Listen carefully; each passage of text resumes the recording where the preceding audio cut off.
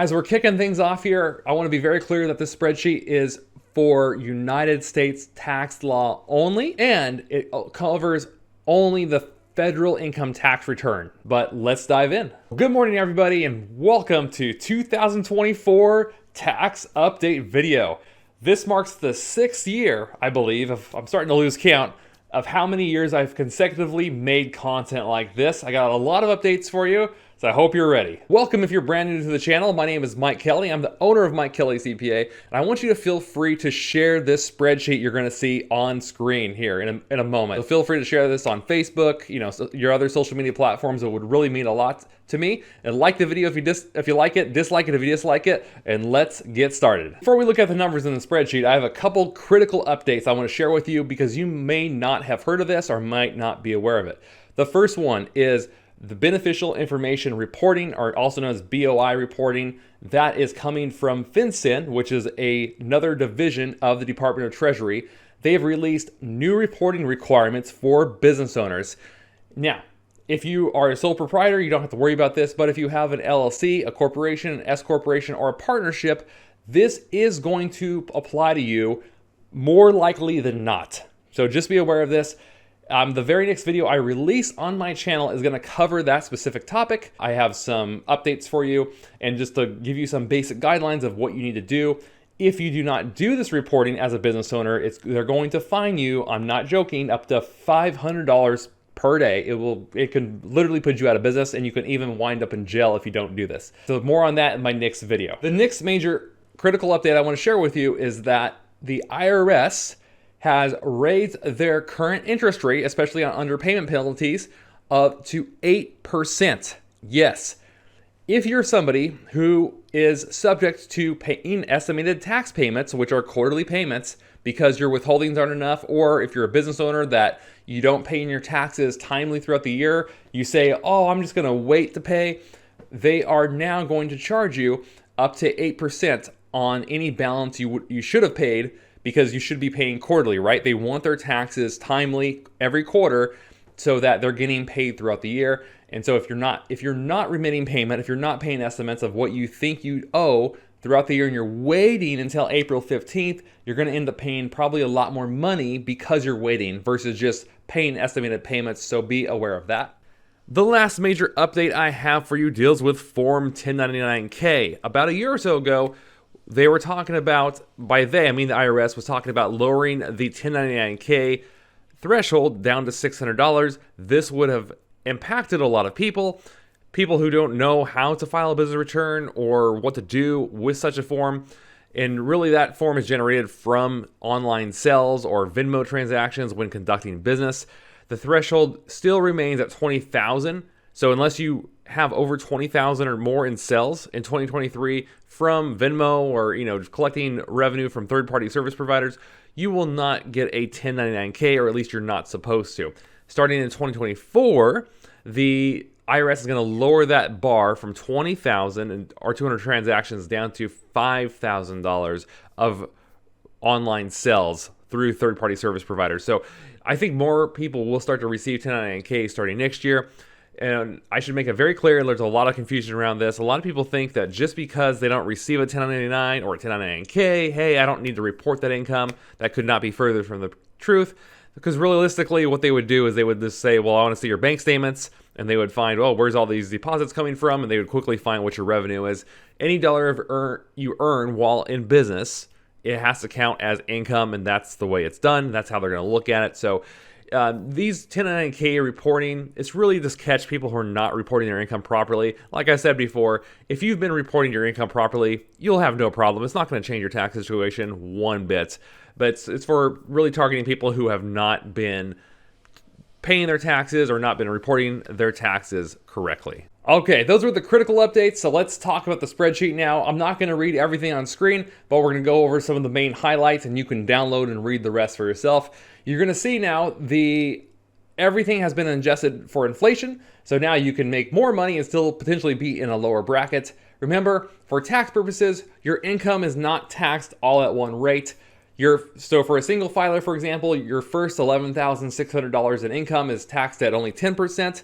Then the next portion up to $47,000 is taxed at 12%.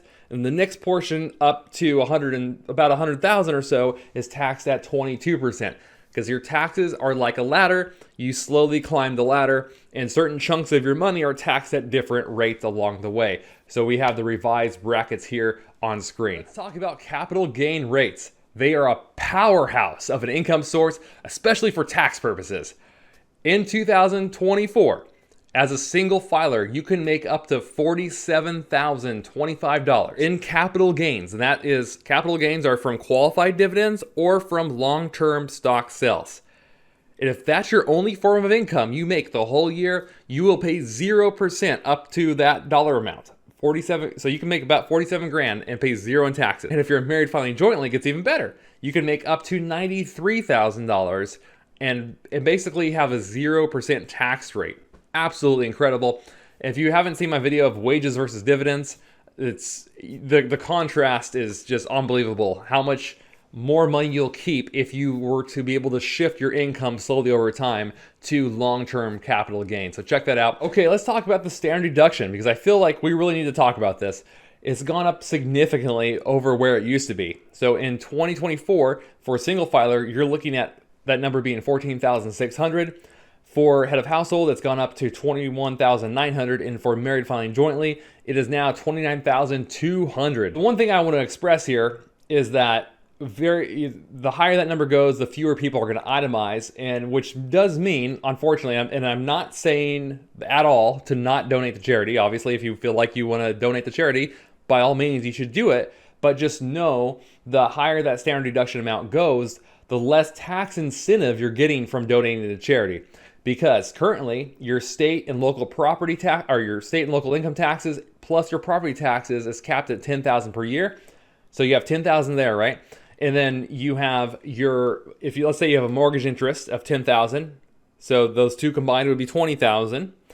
And if you're married filing jointly though, you still have another $10,000 or more to go before you can even itemize.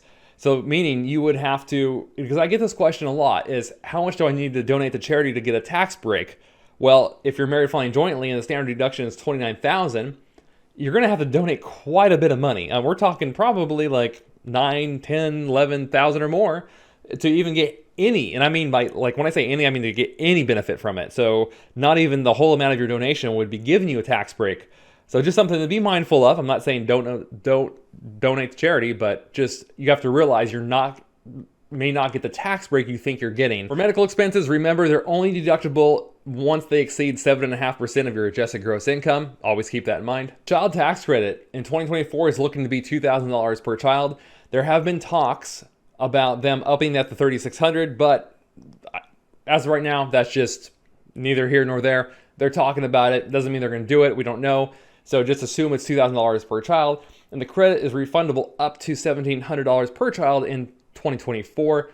And this is basically for children 17 and younger. Once they're over 17, then the best credit you can get for them is the other dependent credit, which is $500 per person. You won't say per child, but per adult, because assuming they're 18, is $500. And that's assuming, though, that you can still claim them, of course, and that they're in school and this and that. So something to be mindful of. Savers credit is one of the best credits you can get, especially if you are in a lower income range. I think the people who would probably get the most benefit from this is like maybe a single person living at home who is just getting started in their career, or a married couple who's still living with their parents or living with somebody while they're trying to get their career started.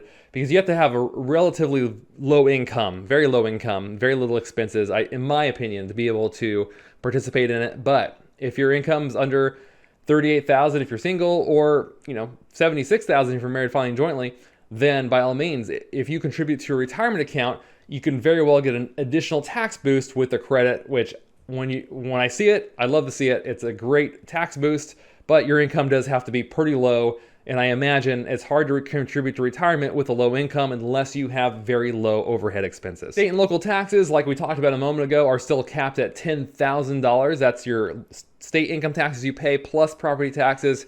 You can pay 50 grand in state and local income taxes, but at the end of the day, you're only going to be able to deduct 10 at the very most, and that's only if you can itemize, which we talked about that a moment ago, which very few people can itemize these days. So I'm going to leave that at that. Mortgage interest deduction, as long as your total mortgage debt does not exceed $750,000, it's still deductible. Once your mortgage debt exceeds $750,000, so let's say you buy a property for $1.2 million, then at that point your mortgage interest you pay and what you can deduct starts to become limited based on how much over that threshold your mortgage is. So you would have to prorate it to get the correct amount of deductible mortgage interest. So that's been the same now for many, many years. You have unreimbursed employee expenses. They're really not deductible. You might be able to deduct some of that on your state return, but not on the federal return anymore, at least under the current law. Legal fees are not deductible unless they're directly related to tax matters. If you go to form a will or a trust with your attorney, then that does not count as a deduction. Tax preparation fees are still deductible, assuming you can itemize, but only at the state level.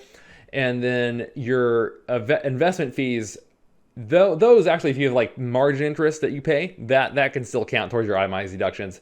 But most of it's very limited, so I don't see it a lot personally, but some of that stuff is still out there you can deduct.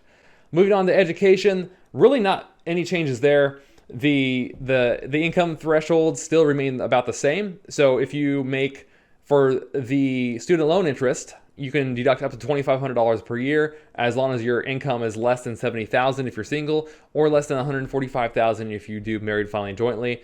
The American Opportunity Credit, which is the very best education credit, is you can deduct up to $2,500 and a max refund of $1,000 if you qualify for it, and that is for your first 4 years when you're going towards your bachelor's degree. It does not count towards a master's, but your income, if you're single, has to be below $90,000, and it has to be below $185,000 if you're married filing jointly to get that. And lastly, the last education credit is the lifetime learning credit. This would extend into your master's degree.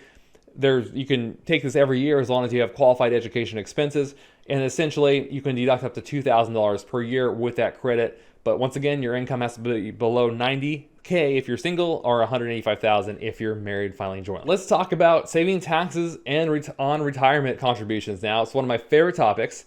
Starting in 2024, you can now contribute up to $23,000 to your 401k, which is great. And then if you're over the age of 50, you can contribute up to $30,000 or $30,500, which means, and this is per person. So if you have 2 people working, then you can do double those amounts based on your age range. So, assuming you're under the 50, you can contribute up to, 46 grand into retirement if you're able to. So not too bad. And then for IRA contributions and Roth IRA contributions, it's going to move up from $6,500 up to $7,000 now if you're under the age of 50 in 2024. And up to $8,000 you can put away in a Roth if you're over the age of 50. Now remember, with the traditional IRA, there's income limits and phase outs. And that phase out is, if you're single, you have to make less than $87,000 to get any sort of benefit from it. And if you want to do a Roth, you have to, and if you're single, you have to make less than $161,000 to get any sort of benefit from the contribution.